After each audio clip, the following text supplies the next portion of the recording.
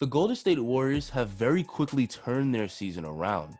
After a bad 0-2 start, critics were ready to declare the Warriors a lottery team, and many were ready to declare Stephen Curry as a washed player who can't compete unless surrounded with multiple All-Stars. 2 games was way too early for the Warriors to press the panic button, as the Warriors had a lot of new faces. Well, since that ugly start, the Warriors have been on an absolute hot streak. After a very close win against a scrappy Raptors team, the Warriors have now won 6 of their last 8 games, which puts them at the number 5 seed in the Western Conference. Curry has completely shut his critics up as his play on the court has been otherworldly. He's been looking more and more like the player who won 2 MVPs back to back. But the Warriors' quick comeback has not been a one-man job. Other guys like Andrew Wiggins and Kelly Oubre, who were underperforming early in the year, have really stepped up their level of play. This was really displayed on the win last night against the Raptors. Steph Curry was off most of the game, finishing with 11 points on a really horrible 2 of 16 shooting. But because he got plenty of help on offense from his teammates, it didn't matter, and the Warriors still defeated the Raptors. So in this video, let's break down just how the Warriors have quickly turned their season around. But before we continue, please like the video and subscribe, as it really helps my channel grow. Now let's get started. Stephen Curry has obviously been the driving force to the Warriors' recent success. After a rough couple of games, he's been extremely dominant. He's averaging 30 points and 7 assists a game on a very efficient 63% true shooting percentage. He's scoring the ball at an extremely high level, and there isn't a defender on earth that can stop him. The Portland Trail Blazers experienced this firsthand when Curry dropped 62 on them. A day after Damian Lillard said Curry looked mortal because he wasn't getting the same quality of looks, he completely torched the Blazers' defense. It didn't matter who was guarding him, whether it was Derrick Jones Jr.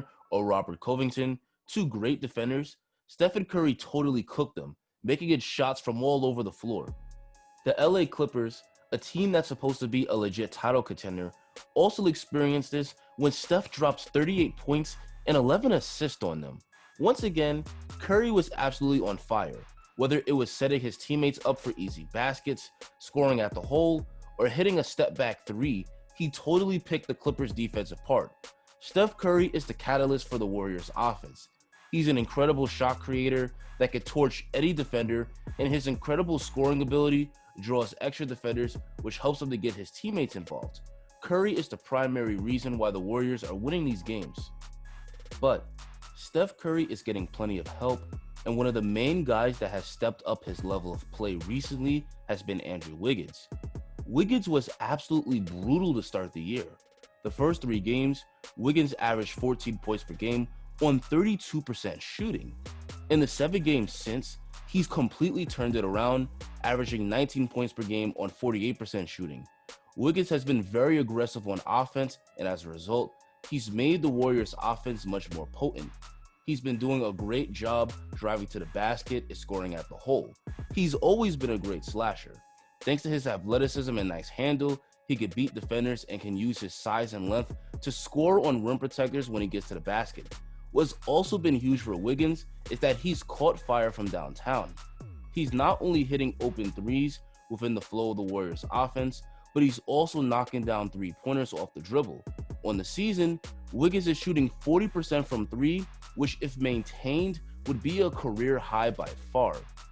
This is an area of Wiggins' game that we've never seen before, because for most of his career, he's always been a poor 3-point shooter and more of an inside and mid-range scorer. Becoming a 3-level scorer makes Wiggins a much more deadly player and makes the Warriors' offense much more deadly as well. Another area of Wiggins' game that has really evolved is his defense. Wiggins has always had the size and athleticism to be a great defender, but the effort wasn't always there. Wiggins has really improved defensively. He's getting steals and deflections by playing the passing lanes and rotating on the weak side to alter shots of driving players. In the win against Toronto, Wiggins registered 4 blocks. Playing like that is how you have an impact on a defensive end. The Warriors coaching staff has always done a great job of helping players to evolve their game. Kevin Durant was never really known as a defender in his OKC days, but he became a great defender on Golden State. Steve Kerr and the Warriors coaching staff have appeared to have done the same with Wiggins. If Wiggins continues to play like this, the Warriors should continue winning, and between Steph and Wiggins, the Warriors have a really nice 1-2 punch. Another guy who's really improved since the start of the year is Kelly Oubre. The first 3 games of the year, it felt like Oubre couldn't make it a basket if it wasn't a dunk. Since then, Oubre is finally starting to make it some shots from downtown, but his 3-point shooting is still wildly inconsistent. Nevertheless, he's still finding ways to score, whether it's cutting to the basket, getting a dunk in a fast break, or getting a putback off an offensive rebound. The good news for the Warriors is that they are thriving in spite of Oubre's inconsistency. Once Oubre really starts to pick it up, that should make the Warriors much better.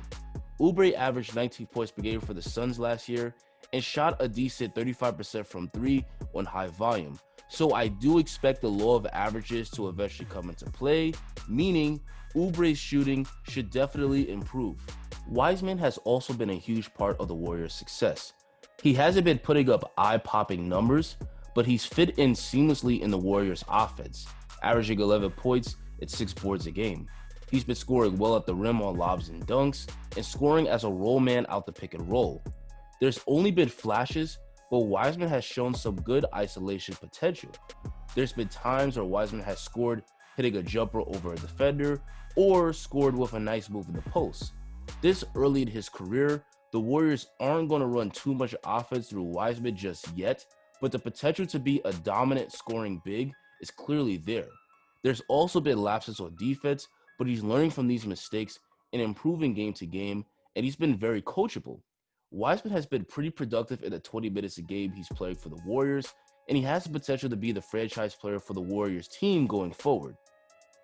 Outside of Steph Curry and Andrew Wiggins, I think the most important player for the Warriors' success has been Draymond Green. For starters, Green has had a massive impact on the Warriors' defense since he returned. He's been doing a great job defending the perimeter, closing out to shooters, and helping off the weak side. But not only that, Draymond has energized the rest of the team on defense as well, often pointing to guys to get to the right spot. He's been empowering guys like Kelly Oubre and Andrew Wiggins, who have been giving a much better effort on defense in their own right. Now, Draymond's numbers since he returned has overall been lackluster, but his impact goes beyond the numbers because he's a game changer on both ends of the floor, and he's a great team leader. Draymond Green is also having a huge impact on the Warriors' offense. Green isn't someone that shoots the ball well or scores a lot of points, but he's been making his teammates better with his passing ability. Whether it's throwing lobs or passing it to cutters, he does a great job of finding guys for easy baskets within the Warriors' offense. Draymond's great facilitating was on full display against the Raptors when he finished the game with 10 assists. Draymond Green overall does a great job of impacting winning, and it's not a coincidence that his return has coincided with the Warriors' quick turnaround. That rounds out the starting lineup, but the Warriors have also been getting significant contributions from their bench. The Warriors rank 7th in the league in bench points per game. Eric Pascal has been the most important player on the Warriors' second unit, currently averaging 12 points per game on 55% shooting. He really found his rhythm as a small ball 5. He may be undersized at just 6'6", but he's a beast down low, rebounding and scoring at the rim. Pascal has got to be one of the strongest players in the league. The way he's able to just absorb contact and finish at the rim is insane.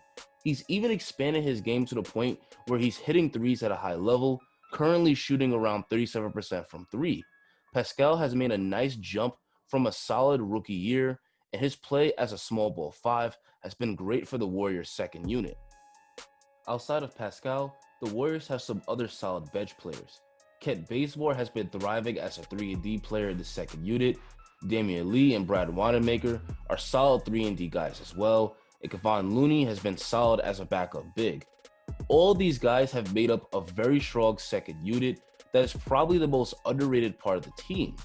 Having a strong bench that can outperform the other team's bench helps the Warriors to win games.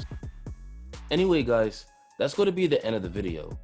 The Warriors have quickly turned their season around, and that is in large part due to the dominance of Steph and the contributions of other key guys. This Warriors team has performed great despite the poor shooting of some of the main guys.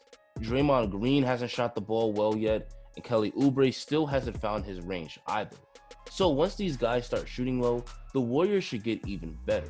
The Warriors are on a roll right now, and if they keep improving, there's no reason they shouldn't finish top 5 in the West and be a threat to make noise in the playoffs. But that's going to be it for me. I want to hear what you guys think. Will the Warriors finish as a top 5 seed? Are they a legit title contender? Tell me in the comments. Don't forget to like the video and subscribe to my channel, and enjoy the rest of your day.